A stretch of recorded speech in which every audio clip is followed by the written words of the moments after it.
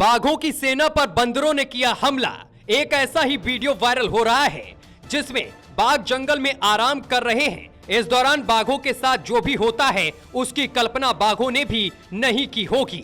Video में साफ देखा जा सकता है कि एक बंदर बाघ को मार देता है। बंदर इस कदर मस्ती के मूड में है कि वह बाघों को भी आराम से सोने नहीं दे रहा है। कभी बंदर बाघ की पूंछ खींचता है तो कभी उसका कान। बंदर की ऐसी हरकतों से बाघ परेशान हो जाते हैं। बंदर उन्हें परेशान करने से पहले यह भी नहीं सोचता कि अगर उसने जरा भी गलती कर दी तो सीधे तौर पर उसका शिकार हो सकता है।